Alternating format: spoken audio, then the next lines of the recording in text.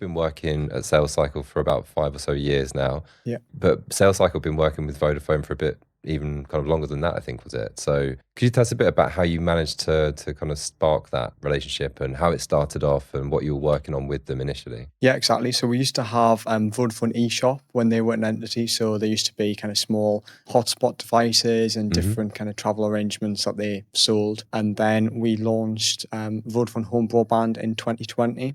So kind of mid to late 2020 was initial trial, starting with personal home broadband abandonment. That then evolved from a successful campaign moving forwards into retargeting more customers starting around 2022 and then launching VOXI in June last year, as well as Talk Mobile in January last year. Will and the team at SaleCycle are the experts in this field, so they bring their expertise in. We share our requirements with them. They offer us advice. It's a two-way relationship. It's not just us saying this is what we want and this is what we want you to deliver on. As VOXI, we've benefited a lot from the established relationship that Vodafone had with SaleCycle.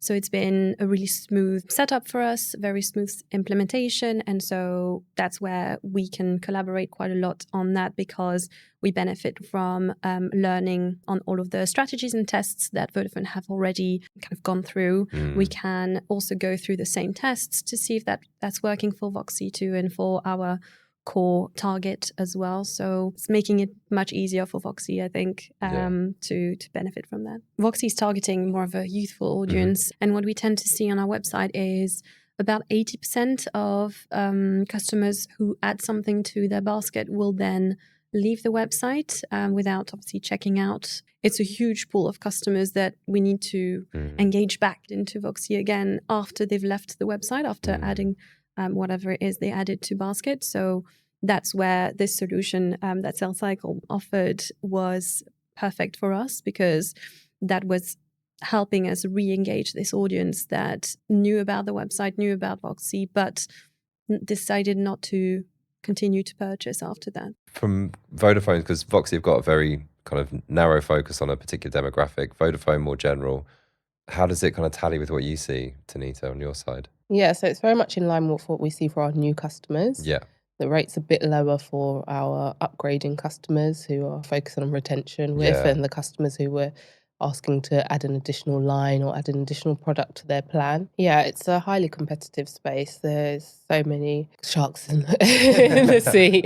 And us as consumers too, we're looking for the best deal, right? Yeah. So it's not just about staying loyal to one brand anymore. Everything's changed. It's not about, I'm just going to stick with the same network that I've had since I was a teenager. People are changing. So we have to understand that our customers are coming onto our site. They might be building a whole package of what phone they want, the airtime plan they want, but they might just be able to park that and say, right, let me go and see what somebody else is going to offer me for the exact same thing. Yeah. It's about us trying to re-engage those customers. We're trying to get them to choose us over others. You know, everyone's very price sensitive at the moment. Yeah. So basket abandonment is needed to put us back at the top of their inbox and remind them of why they came to our site in the first place. One of the kind of most successful campaigns for us is the basket abandonment email and SMS channel. So for us, that's kind of our bread and butter, and we know it works well, and we've got best practices on what works across all of our clients. So when anyone's got clients leaving the website, that's our first kind of port of call. So for us, it was, we had a successful campaign with Vodafone. How can we then replicate that?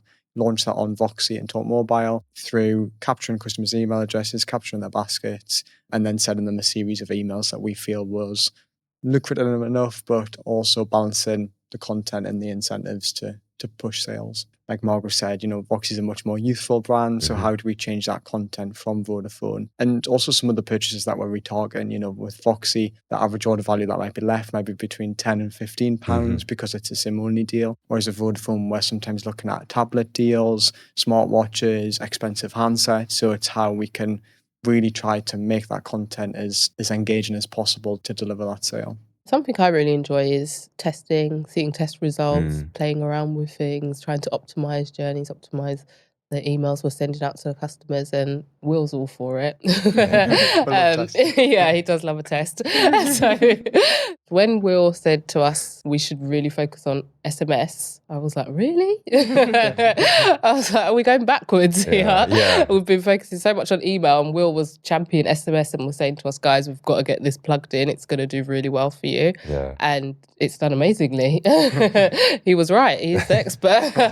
But yeah, it's something that we were not probably as excited as Will was about it, but when the results came in, we've joined him. Yeah. SMS is a much quicker channel. It's much more accessible, especially for today's society. So it's something that's much stronger in terms of conversion rates and click rates. And it's a nice kind of way to reintroduce the brand to the customer once they've left. Like you've asked Tanita, I was thinking, what kind of tests have I been surprised by? And probably I would say the personalization of the subject lines, where I was expecting customers to like for us to be more personal with them and call them by their name. But no, really, it wasn't really the case. It didn't really make as much of a difference, and it was actually, we were better off not doing it. We've seen quite recently that personalization works better within those kind of second and third touch points. So it seems to be that first touch point is so close to them being on the site. They understand the email, they know very much what it's about, and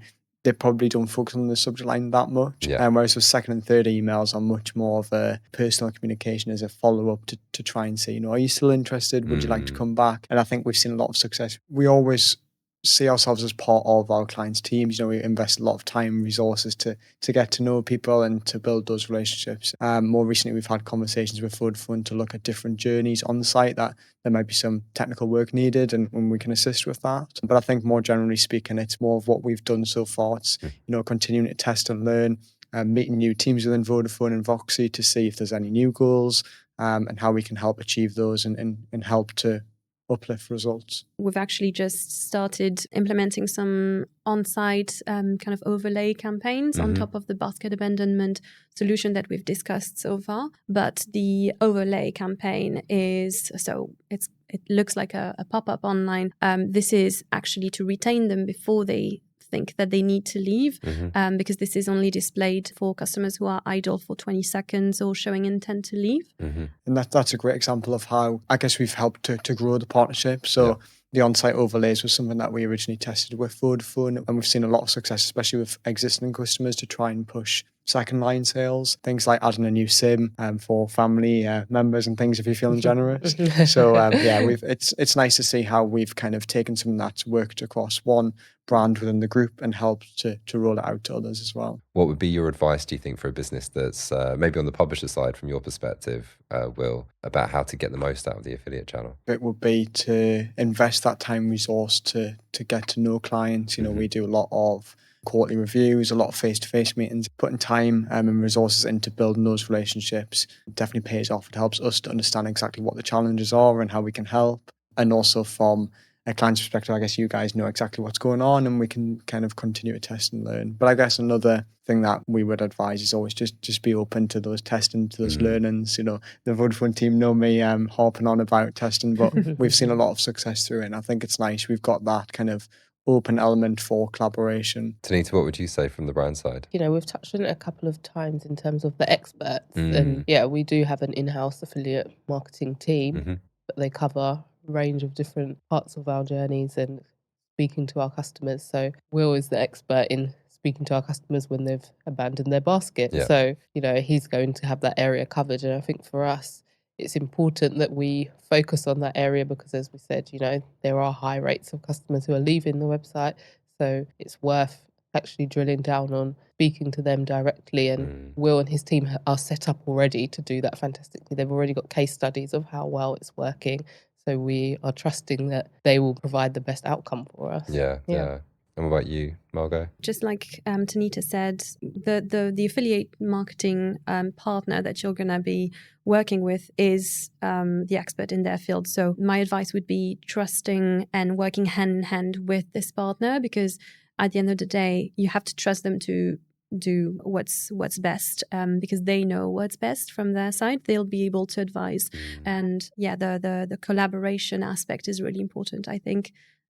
Trusting them to do the right things for your brand.